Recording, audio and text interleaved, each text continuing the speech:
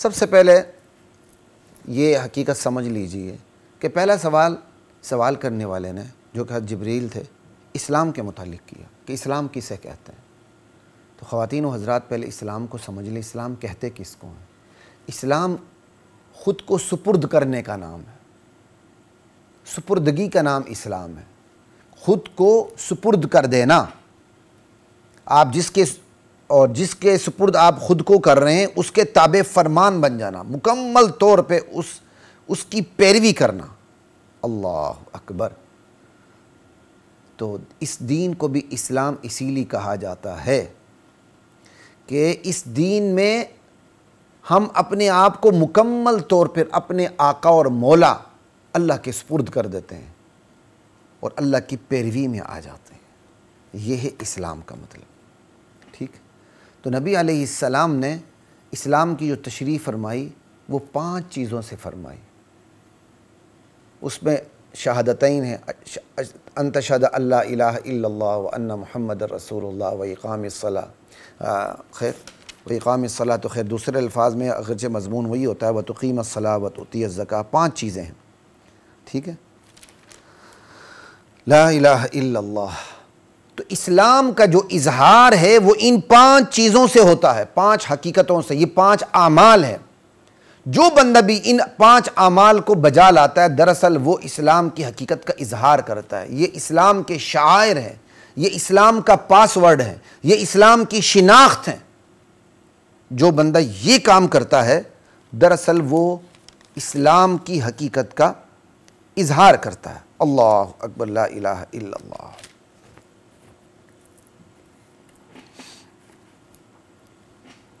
تو گویا اسلام کو ایک عمارت سے تشبیہ دی گئی ہے اور اس عمارت کے 5 ستون ہیں۔ سب سے پہلا ستون شہادتین ہے، شہادت ان تشہد اللہ الہ الا اللہ وان محمد رسول اللہ، پھر وتقیم الصلاۃ وتؤتی الزکاۃ وتصوم رمضان وتحج البیت۔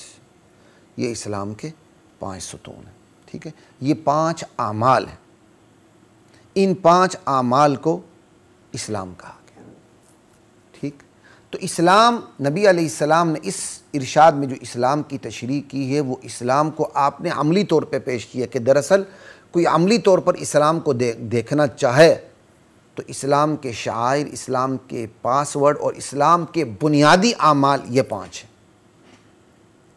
خواتین و حضرات ایک بات یاد رکھیے، اسلام اور ایمان کا جب علیحدہ علیحدہ ذکر ہوتا ہے، کہیں صرف اسلام کا ذکر ہے، جیسے ان الدین عند اللہ الاسلام، اللہ کے نزدیک دین صرف اسلام ہے، تو پھر اسلام سے مراد اسلام بھی ہوتا ہے، اعمال بھی ہوتے ہیں اور ایمان بھی ہوتا ہے۔ یعنی جہاں صرف اسلام کا لفظ ہے وہاں اسلام ایمان دونوں مراد ہوتے ہیں، اسی طرح جہاں صرف ایمان کا لفظ ہے وہاں ایمان اور اسلام دونوں مراد ہوتے ہیں۔ لیکن جب اسلام اور ایمان دونوں کا تذکرہ ہو رہا ہو تو اسلام سے مراد اعمال ہوتے ہیں اور ایمان سے مراد دل کا عمل ہوتا ہے، یعنی دل کا یقین، تصدیق قلب، کہ بندہ جن حقیقتوں پر ایمان لاتا ہے وہ دل کا کام ہوتا ہے، ٹھیک ہے؟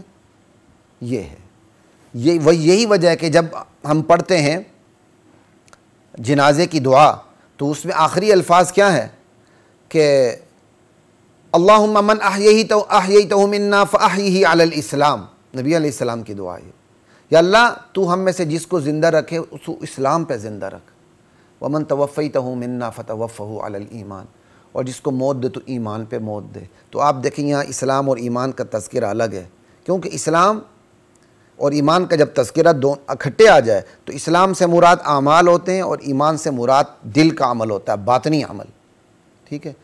تو کہا جس کو زندہ رکھ اسے اسلام پہ رکھ، کیونکہ جو زندہ ہوگا تو وہ اسلام کے اعمال بجا لا سکتا ہے۔ کہا جس سے موت دے ایمان پہ موت دے۔ تو جب بندے کی موت آ رہی ہوتی ہے نا تو وہ اعمال بجا نہیں لا سکتا، وہ تو بیچارہ بے یار و مددگار پڑا ہوتا ہے، ٹھیک ہے؟ یا اعمال بجا لا بھی رہا ہوتا ہے تو پھر وہ مکمل نہیں ہو سکتا، جہاں ہے وہیں ختم ہو جاتا ہے۔ تو آپ نے فرمایا جس کو یا اللہ موت دے ایمان پہ موت دے، ٹھیک ہے؟ یعنی ایمان ہوتے ہوئے اس وقت وہ اعمال موت کے آتے ہوئے وہ اعمال بجا نہیں لا سکتا، ٹھیک ہے؟ اس لیے آپ نے موت کے وقت کے لیے ایمان کا لفظ استعمال کیا، زندگی کے وقت کے لیے اسلام کا لفظ استعمال کیا۔ ایک تو بات آپ یہ یاد رکھیے گا، ٹھیک ہے جی؟ اچھا جی، اللہ اکبر۔ تو اسی طرح دوسری حدیث بھی ہے، بنی الاسلام علی خمس شہادت اللہ الہ الا اللہ وان محمد رسول اللہ واقام الصلاۃ وایتاء الزکاۃ والحج وصوم رمضان، کہ اب اسلام کی بنیاد 5 چیزوں پر ہے، یہی 5 چیزیں وہاں بھی ہیں۔ تو دراصل اسلام جو ہے اس کو ایک عمارت سے تشبیہ دی گئی جس کے 5 ستون ہیں۔ تو یہاں اسلام سے مراد ڈائریکٹلی اعمال ہیں، ٹھیک ہے، جن سے اسلام کی حقیقتوں کا اظہار ہوتا ہے، یہ ہے اسلام۔ اور جب ایمان، یہاں ایمان سے مراد اس وقت ہوگا دل کا عمل، یقین کرنا۔ اب ہم ایمان کی طرف آتے ہیں۔ ایمان کے معنی ہے کہ کسی پر بھروسہ کرتے ہوئے اس کی بات کو سچ جاننا، یہ ایمان کے معنی ہے۔ اب اسلام میں ایمان کے معنی کیا ہوں گے؟ اللہ کے جو نمائندے ہیں رسول اور نبی، ان کو سچ جانتے ہوئے، ان پر بھروسہ کرتے ہوئے، ان کی تمام تر باتوں کو سچ جاننا، یہ ایمان ہے، ٹھیک ہے، کہ نبی اور رسول جو کچھ لے کے آتے ہیں اللہ کی طرف سے، کل ما جاء بہ الرسول من عند اللہ، اللہ کی طرف سے رسول جو کچھ لے کر آیا اس پر ایمان لانا، یہ ایمان ہے۔ اصولی طور پر، بنیادی طور پر ایمان کا تعلق غیبی امور سے ہوتا ہے۔ وہ غیبی امور، وہ غیبی چیزیں جن کا ادراک، جن تک ہماری عقل نہیں پہنچ سکتی، ہمارے حواس نہیں پہنچ سکتے، ہماری آنکھیں، ہمارے کان، ہماری زبان، یعنی جتنے بھی ہمارے حواس ہیں، ہمارے ادراک کے آلات، یہ نہیں پہنچ سکتے، لیکن ان کی خبر نبی دے رہے ہوتے ہیں۔ ہم نبی پر بھروسہ کرتے ہوئے اسے سچ جانتے ہیں، جیسے اللہ کی ذات، اللہ کی صفات، اللہ تعالیٰ کے احکامات، اللہ کے رسول کی رسالت، پھر اوپر سے جبریل امین کا اترنا، وحی لے کر آنا، پھر جنت، جہنم، دوزخ، برزخ، پل صراط، یہ ساری چیزیں، ان کا تعلق غیبی معاملات سے ہیں جن تک نیری ہماری عقل پہنچ نہیں سکتی، جب تک اس کے ساتھ وحی کا علم نہ ہو۔ وحی کا علم ہو، ہماری عقل پھر اس کو سمجھ لیتی ہے، نیری عقل اس کو سمجھ نہیں سکتی۔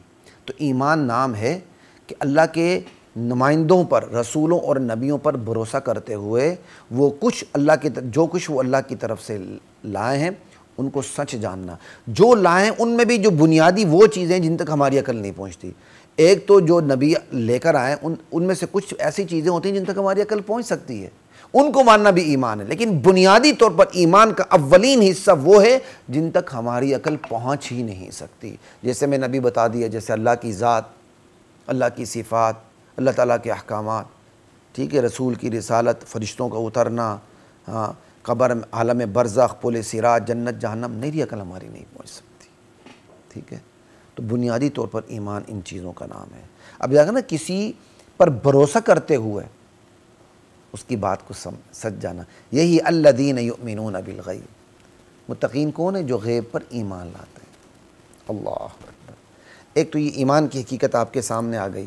تو ایمان دراصل دل کا کام ہے، اور اسلام جو ہے وہ اعمال کا نام ہے۔ یہ بات اتنی واضح ہو گئی۔